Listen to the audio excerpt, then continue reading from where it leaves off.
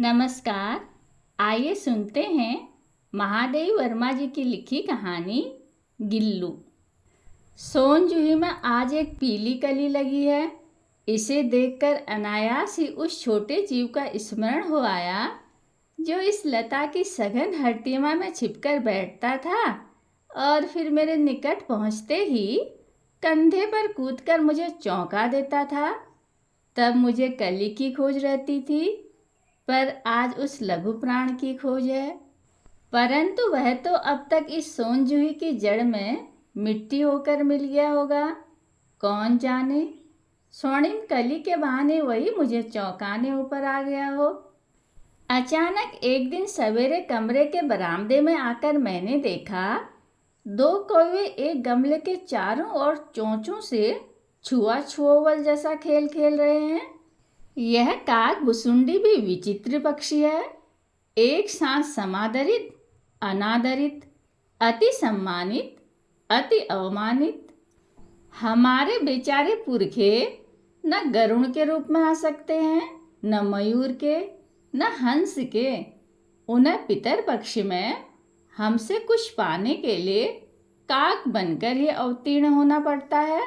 इतना ही नहीं, हमारे दूरस्थ प्रियजनों को भी अपने आने का मधुर संदेश इनके कर्कश स्वर में ही देना पड़ता है। दूसरी ओर हम कौवा और काँव काँव करने को अवमानना के अर्थ में ही प्रयुक्त करते हैं। मेरे काक पुराण की विवेचना में अचानक बाधा आ पड़ी, क्योंकि गमले और दीवार की संधि में छिपे एक छोटे से जीव पर मेरी दृष्टि रफक गई। निकट जाकर देखा, गिलहरी का छोटा सा बच्चा है जो संभवतः घोंसले से गिर पड़ा है और अब कौवे जिसमें सुलभ आहार खोज रहे हैं। काकद्वय की चोंचों के दो घाव उस लघु प्राण के लिए बहुत थे, अतः वह निश्चेत सा गमले से चिपटा पड़ा था। सबने कहा, कौवे की चोंच का घाव लगने के बाद यह बच नहीं सकता, अतः इसे ऐसे ही रहने दिया जाए। परंतु मन नहीं माना। उसे हौले से उठाकर अपने कमरे में लाए, फिर रुई से रक्त पोंछकर घावों पर पेंसिलिन का मरहम लगाया। रुई की पतली बत्ती दूध से भिगोकर जैसे तैसे उसके नन्हे से मुंह में लगाई, पर मुंह खुल न सका और दूध की बूंदें दोनों ओर ढुलक गई। कई घंटे के उपचार के उपरांत उसके मुंह में एक बूंद पानी टपकाया जा सका।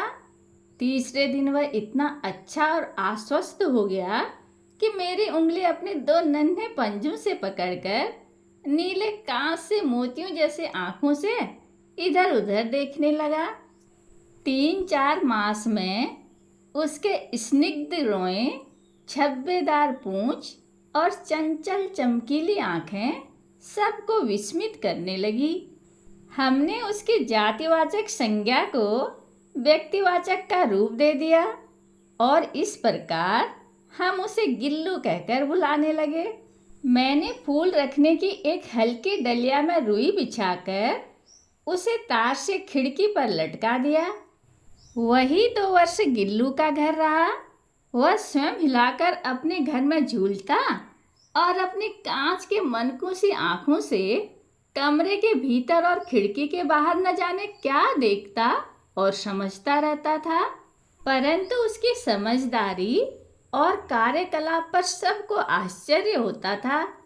जब मैं लिखने बैठती, तब अपनी और मेरा ध्यान आकर्षित करने की उसे इतनी तीव्र इच्छा होती थी कि उसने एक अच्छा उपाय खोज निकाला। वह मेरे पैर तक आकर सर्र से पर्दे पर चढ़ जाता और फिर उसी तेजी से उतरता। उसका यह दौड़ने का क्रम तब तक चलता जब तक मैं उसे पकड़ने के लिए न उठती। कभी मैं गिल्लू को पकड़कर एक लंबे लिफाफे में इस प्रकार रख देती कि उसके अगले 2 पंजे और सिर के अतिरिक्त सारा लघुगात लिफाफे के भीतर बंद रहता। इस अद्भुत स्थिति में वह कभी कभी घंटों मेज पर दीवार के सहारे खड़ा रहकर अपनी चमकीली आंखों से मेरा कार्यकलाप देखा करता।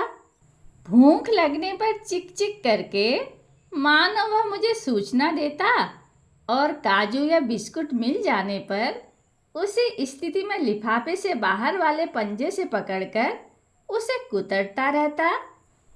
फिर गिल्लू के जीवन का प्रथम बसंत आया। नीम चमेली की गंध मेरे कमरे में हौले हौले आने लगी। बाहर की गिलहरियां खिड़की के जाली के पास आकर चिक चिक करके न जाने क्या कहने लगी। गिल्लू को जाली के पास बैठकर अपनेपन से बाहर झांकता देखकर मुझे लगा कि उसे मुक्त करना आवश्यक है।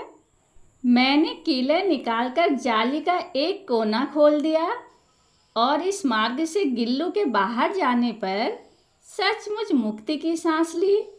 इतने छोटे जीव को घर में पले कुत्ते बिल्लियों से बचाना भी एक समस्या ही थी। आवश्यक कागज पत्रों के कारण मेरे बाहर जाने पर कमरा बंद ही रहता है। मेरे कॉलेज से लौटने पर जैसे ही कमरा खोला गया और मैंने भीतर पैर रखा, वैसे ही गिल्लू अपने जाली के द्वार से भीतर आकर मेरे पैर से सिर और सिर से पैर तक दौड़ लगाने लगा। तब से यह नित्य का क्रम हो गया। मेरे कमरे से बाहर जाने पर गिल्लू भी खिड़की की खुली जाली की राह बाहर चला जाता और दिन भर गिलहरियों के झुंड का नेता बना हर डाल पर उछलता कूदता रहता।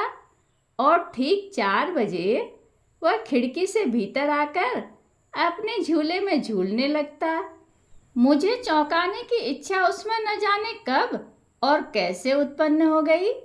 कभी फूलदान के फूलों में छिप जाता, कभी पर्दे की चुन्नट में और कभी सोनजूही की पत्तियों में। मेरे पास बहुत से पशु पक्षी हैं और उनका मुझसे लगाव भी कम नहीं है, परंतु उनमें से किसी को मेरे साथ मेरी थाली में खाने की हिम्मत हुई है, ऐसा मुझे स्मरण नहीं आता। गिल्लू इनमें अपवाद था। मैं जैसे ही खाना खाने कमरे में पहुंचती, वह खिड़की से निकलकर आंगन की दीवार बरामदा पार करके मेज पर पहुंच जाता और मेरी थाली में बैठ जाना चाहता।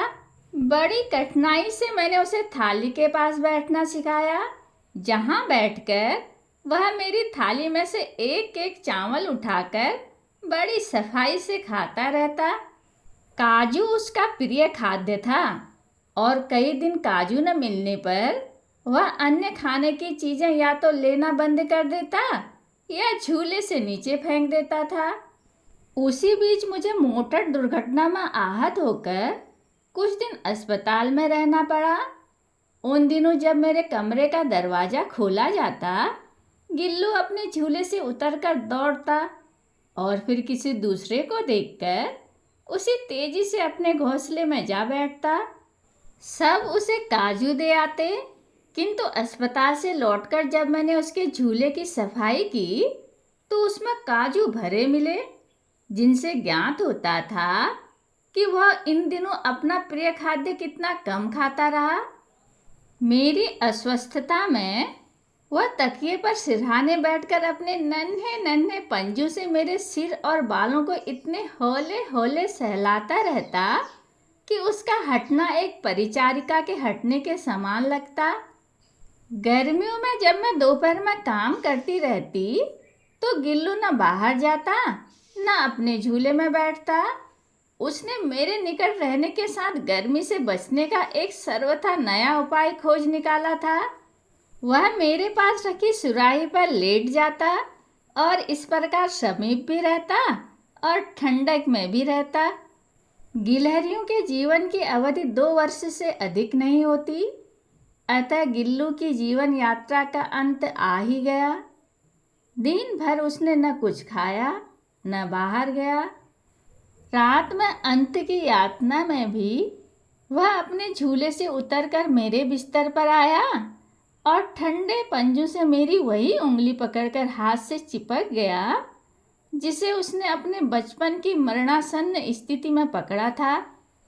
पंजे इतने ठंडे हो रहे थे कि मैंने जागकर हीटर जलाया और उसे उष्णता देने का प्रयत्न किया, परंतु प्रभात की प्रथम किरण के स्पर्श के साथ ही वह किसी और जीवन में जागने के लिए सो गया। उसका झूला उतार कर रख दिया गया है और खिड़की की जाली बंद कर दी गई है। परंतु गिलहरियों की नई पीढ़ी जाली के उस पार चिक चिक करती ही रहती है और सोनजूही पर बसंत आता ही रहता है। सोनजूही की लता के नीचे गिल्लू को समाधि दी गई है, इसलिए भी कि उसे वह लता सबसे अधिक प्रिय थी, इसलिए भी कि उस लघुगात का किसी बासंती दिन जूही के पिता फूलों में खिल जाने का विश्वास मुझे संतोष देता है। कहानी सुनने के लिए धन्यवाद।